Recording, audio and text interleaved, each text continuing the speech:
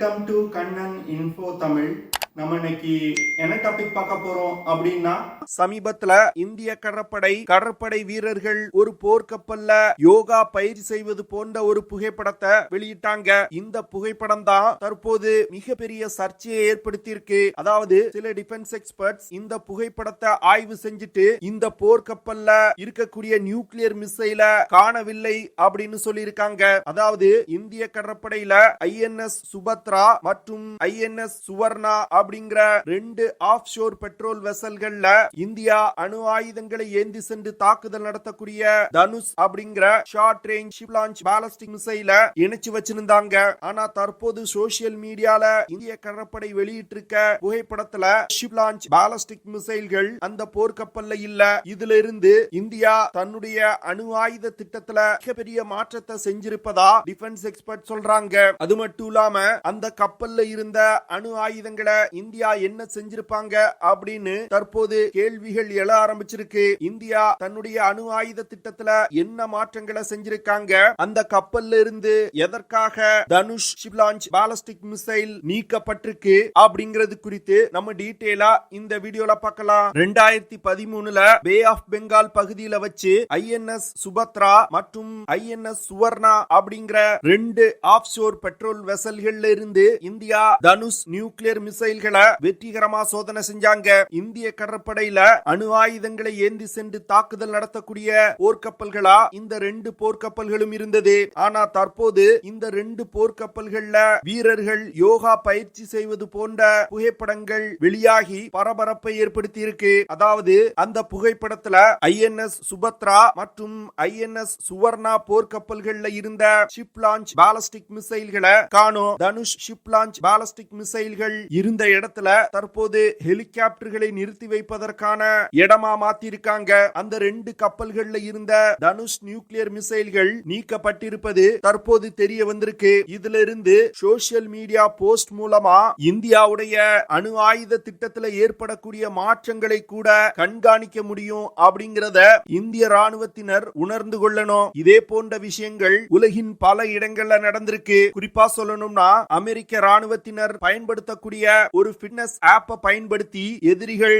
ராணுவ வீரர்களை ட்ராக் செஞ்சிருக்காங்க.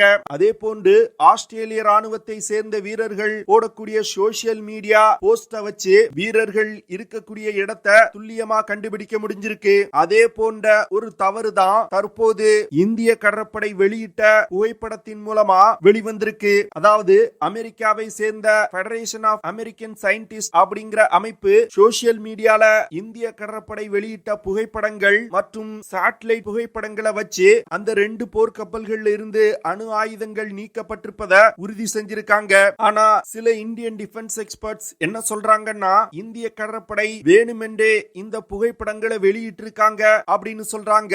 அதாவது இந்தியா தன்னுடைய அணு ஆயுத திட்டத்துல மிகப்பெரிய மாற்றங்களை செஞ்சிருப்பதை நமது எதிரிகள் தெரிஞ்சுக்கிடணும் அப்படிங்கிறதுக்காகவே இந்த புகைப்படத்தை வெளியிட்டிருப்பதா சில டிஃபென்ஸ் எக்ஸ்பர்ட் சொல்றாங்க. அதாவது இந்த Dhanush ship launch ballistic missile Prithvi missile ஃபேமிலியை சேர்ந்தது. இந்த மிசைல் ஒரு பழைய தொழில்நுட்பம் கொண்டது. தனுஷ் மிசைல் திரவ எரிபொருளை பயன்படுத்தி இயங்கக்கூடிய மிசைல். அதனால இந்த மிசைல லான்ச் செய்யக்கூடிய சில மணி நேரத்துக்கு முன்னாடி தான் அதுல எரிபொருளை நிரப்ப முடியும். அது மட்டும் இல்லாம தனுஷ் மிசைல பயன்படுத்தி பாகிஸ்தான் இல்லனா சீனா மீது ஒரு அணு ஆயுத தாக்குதல் நடத்தணும்னா இந்திய போர்க்கப்பல்கள் அந்த நாடுகளுக்கு மிக அருகில் சென்றுதான் தாக்குதல் நடத்த முடியும். ஏன்னா தனுஷ் மிசைலோட தாக்குதல் தூரம் வெறும் 350 கிலோமீட்டர் தான். அப்படி இந்திய போர்க்கப்பல்கள் எதிரி எல்லைக்கு அருகில் செல்லும் பொழுது எதிரிகளால் இந்திய போர்க்கப்பல்கள் கண்டுபிடிக்கப்பட்டு தாக்கி அழிக்கப்படுவதற்கு அதிக வாய்ப்பு இருக்கு. இதன் காரணமாகவும்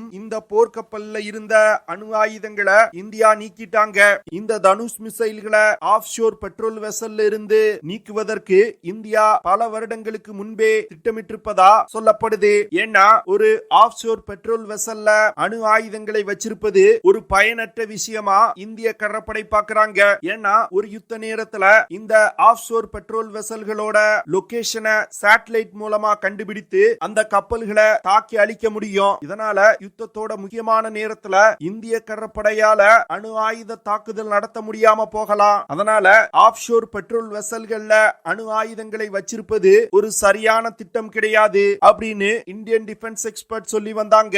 இந்த சூழ்நிலையில தான் ஆஃப்ஷோர் பெட்ரோல் வெசல்கள்ல இருந்த அணு ஆயுத மிசைல இந்தியா நீக்கி இருக்காங்க. தனுஷ் மிசைல்ல இருந்து நீக்கப்பட்ட அணு ஆயுதங்கள் இந்தியாவுடைய நியூக்ளியர் வெப்பன் ஸ்டோரேஜுக்கு அனுப்பப்பட்டிருக்கலாம். இல்லன்னா இந்தியா புதிதாக உருவாக்கி வரும் ஏதாவது ஒரு மிசைல்கள்ல இணைக்கப்படலாம் அப்படின்னு டிஃபென்ஸ் எக்ஸ்பர்ட் சொல்றாங்க.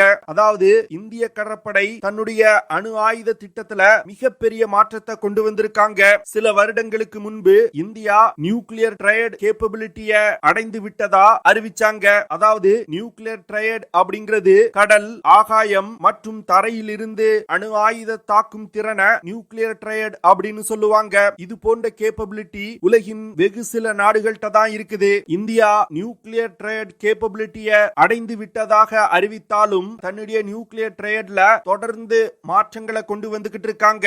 அதில் ஒரு மாற்றம் தான் இந்த ஆஃப்ஷோர் பெட்ரோல் வெசல்ல இருந்து அணு ஆயுதங்களை நீக்கியது. இந்தியா கடல்ல இருந்து அணு ஆயுத தாக்குதல் நடத்துவதற்கு தற்போது அணுசக்தி நீர்மூழ்கி கப்பல்களை பயன்படுத்துவதற்கு திட்டமிட்டிருக்காங்க. அதாவது அணுசக்தி நீர்மூழ்கி கப்பல்கள்ல சப்மரீன் லான்ச் பாலிஸ்டிக் மிசைல்களை பயன்படுத்தி அணு ஆயுத தாக்குதல் நடத்துவதற்கு இந்திய கடற்படைய தற்போது ரெடி செஞ்சு வந்துகிட்டு இருக்காங்க. ஒரு நியூக்ளியர் பவர்ட் சப்மரீன்ல அணு ஆயுதத்தை சப்மரீன் லான்ச் பாலிஸ்டிக் மிசைல்ல இணைத்து பயன்படுத்தினா இந்தியாவின் அணு ஆயுதங்களை எந்த நாட்டாலும் கண்டுபிடிக்க முடியாது. ஏன்னா நியூக்ளியர் பவர்ட் சப்மரீன்கள்னால பல மாதங்கள் நீருக்கு அடியில் மூழ்கி இருக்க முடியும். இதனால இந்தியாவின் அணு ஆயுத மிசைல்கள் எங்க இருக்கு அப்படிங்கிற விஷயத்தை கண்டுபிடிப்பது மிகவும் கடினம். இந்திய கடற்படையில தற்போது ஐஎன்எஸ் அரிஹாந்த் அப்படிங்கிற ஒரு அணுசக்தி நீர்மூழ்கி கப்பல் பயன்பாட்டில் இருந்து வருது. இந்த கப்பலை ரஷ்யாவின் உதவியோடு இந்தியா உருவாக்கி இருக்காங்க. அணுசக்தி நீர்மூழ்கி கப்பல்களை இயக்கும் அனுபவத்தை ரஷ்யாவிடமிருந்து லீஸுக்கு எடுத்த அணுசக்தி நீர்மூழ்கி கப்பல்களை இயக்கி இந்திய கடற்படை மேம்படுத்தி கொண்டாங்க. இதனை தொடர்ந்து ஐஎன்எஸ் அரிஹாந்த் அணுசக்தி நீர்மூழ்கி கப்பல்களை இந்திய கடற்படை தற்போது இயக்கி வந்துகிட்டு இருக்காங்க. இந்த ஐஎன்எஸ் அரிஹாந்த் அணுசக்தி நீர்மூழ்கி கப்பல்ல K-15 அப்படிங்கிற சப்மரீன் லான்ச் பாலிஸ்டிக் மிசைல் இணைக்கப்பட்டிருக்கு. இந்த K-15 மிசைல்னால 750 கிலோமீட்டர் தூரத்துல உள்ள இலக்குகளை மிக துல்லியமா தாக்க முடியும். ஆனா இந்த K-15 சப்மரீன் லான்ச் பாலிஸ்டிக் மிசைல்களை பயன்படுத்தி பே ஆஃப் பெங்கால் பகுதியில் இருந்து கொண்டு சீனா மீது ஒரு அணு ஆயுத தாக்குதல் நடத்த முடியாது. அதனால long range submarine launch ballistic மிசைல்களை இந்தியா உருவாக்க தொடங்கினாங்க. இதனை தொடர்ந்து 2023ல K4 அப்படிங்கிற சப்மரீன் லான்ச் பாலிஸ்டிக் மிசைல சோதனை செஞ்சாங்க. இந்த சப்மரீன் லான்ச் பாலிஸ்டிக் மிசைல்னால 3500 கிலோமீட்டர் தூரத்துல உள்ள இலக்குகளை மிக துல்லியமா தாக்க முடியும். இந்த K4 சப்மரீன் லான்ச் பாலிஸ்டிக் மிசைல்களை பயன்படுத்தி இந்திய அணுசக்தி நீர்மூழ்கி கப்பல்கள்னால பே ஆஃப் பெங்கால் பகுதியில் இருந்து கொண்டு சீனா மீது அணு ஆயுத தாக்குதல் நடத்த முடியும். K4 சப்மரீன் லான்ச் பாலிஸ்டிக் மிசைலுக்கு பிறகு K5 மற்றும் K6 அப்படிங்கிற 2 சப்மரீன் லான்ச் பாலிஸ்டிக் மிசைல்களை உருவாக்கி வர்றாங்க. இந்த மிசைல்கள்னால 5000 முதல் 6000 கிலோமீட்டர் தூரத்துல உள்ள இலக்குகள் மீது அணு ஆயுத தாக்குதல் நடத்த முடியும். தற்போது இந்தியாவின் ஐஎன்எஸ் அரிஹாந்த் அணுசக்தி நீர்மூழ்கி கப்பல்ல 3500 கிலோமீட்டர் தாக்குதல் வரம்பு கொண்ட 4 K4 மிசைல்களை எடுத்து செல்ல முடியும். ஆனா ஃபியூச்சர்ல இந்தியா உருவாக்கும் K5 மற்றும் K6 மிசைல்களை எடுத்து செல்லணும்னா ஐஎன்எஸ் அரிஹாந்த் நீர்மூழ்கி கப்பல்களை விட பெரிய நீர்மூழ்கி கப்பல்கள் இந்தியாவுக்கு தேவை. அதனால இந்தியா மிகப்பெரிய அணுசக்தி நீர்மூழ்கி கப்பல்களை உருவாக்கி வருவதா செய்திகள் வெளிவந்திருக்கு. அதாவது ஐஎன்எஸ் அரிஹாந்த் அணுசக்தி நீர்மூழ்கி கப்பல்களுக்கு பிறகு ஐஎன்எஸ் அரிகாட் அப்படிங்கிற 2வது அணுசக்தி நீர்மூழ்கி கப்பல்களை இன்னும் ஓரிரு மாதங்கள்ல இந்திய கடற்படையில இணைக்க போறாங்க. அதற்கு பிறகு S4 மற்றும் S4 ஸ்டார் அப்படிங்கிற 2 அணுசக்தி நீர்மூழ்கி கப்பல்களை இந்தியா உருவாக்கி வர்றாங்க. 2026ல இருந்து 2027வது வருடத்துக்குள் இந்த S4 மற்றும் S4 ஸ்டார் அணுசக்தி நீர்மூழ்கி கப்பல்கள் இந்திய கடற்படையில இணைக்கப்படும். S4 மற்றும் S4 ஸ்டார் அணுசக்தி நீர்மூழ்கி கப்பல்கள் ஏற்கனவே ஏற்கனவே இந்திய கடற்படையில் பயன்பாட்டில் உள்ள அணுசக்தி நீர்மூழ்கி கப்பல்களை விட பெரிய நீர்மூழ்கி கப்பல்களாயிருக்கும். S4 மற்றும் S4 ஸ்டார் அணுசக்தி நீர்மூழ்கி கப்பல்கள் பிரத்யேகமா சீனாவை மனதில் வைத்து இந்தியா டெவலப் செஞ்சிருக்காங்க. ஏன்னா இந்த பிராந்தியத்துல இந்தியாவுக்கு அடுத்து சீனாவிடம் மட்டுமே அணுசக்தி நீர்மூழ்கி கப்பல்கள் இருக்கு. S4 மற்றும் S4 ஸ்டார் அணுசக்தி நீர்மூழ்கி கப்பல்கள் 5000 முதல் 6000 கிலோமீட்டர் தாக்குதல் வரம்பு கொண்ட சப்மரீன் லான்ச் பாலிஸ்டிக் மிசைல்களை எடுத்து செல்லக்கூடியது. அதனால இந்திய பெருங்கடலோட எந்த பகுதியில இருந்து கொண்டும் இந்த நீர்மூழ்கி கப்பல்களை பயன்படுத்தி சீனா மற்றும் பாகிஸ்தான் மீது இந்தியாவால ஒரு அணு ஆயுத தாக்குதல் நடத்த முடியும். இந்தியா செகண்ட் ஸ்ட்ரைக் நியூக்ளியர் பாலிசியை ஃபாலோ பண்றாங்க.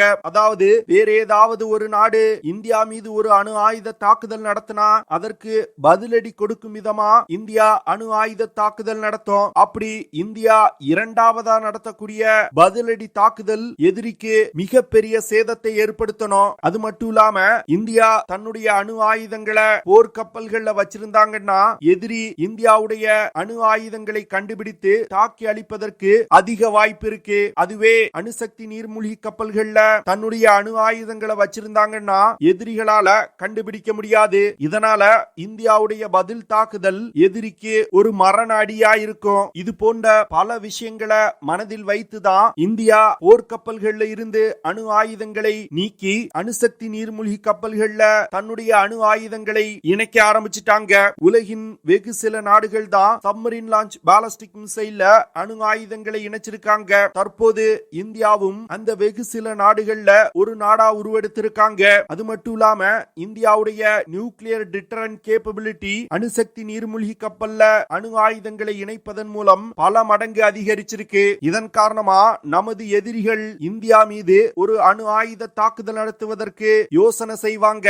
ஏன்னா இந்தியா மீது ஒரு அணு ஆயுத தாக்குதல் நடத்தினா இந்திய பெருங்கடல் பகுதியில ஏதாவது ஒரு இடத்துல இருந்து நமது மீது கண்டிப்பா ஒரு அணு ஆயுத தாக்குதல் நடத்தப்படும் அப்படின்னு எதிரிக்கு பயம் இருக்கும். சமீபத்துல இந்தியா அக்னி 5 இன்டர்கான்டினென்டல் பாலிஸ்டிக் மிசைல வெற்றிகரமா சோதனை செஞ்சாங்க. இந்த மிசைல்ல MIRV அப்படிங்கிற multiple independently targetable reentry vehicle இணைக்கப்பட்டிருக்கு. அதாவது இந்த MIRV தொழில்நுட்பம் ரொம்ப காம்ப்ளெக்ஸான தொழில்நுட்பம். உலகின் வல்லரசு நாடுகள்கிட்ட மட்டுமே இந்த தொழில்நுட்பங்கள் இருக்கு. MIRV தொழில்நுட்பத்தை இந்தியா ரஷ்யாவிடம் கேட்ட பொழுது ரஷ்யா இந்தியாவுக்கு இந்த தொழில்நுட்பத்தை கொடுப்பதற்கு மறுத்துட்டாங்க.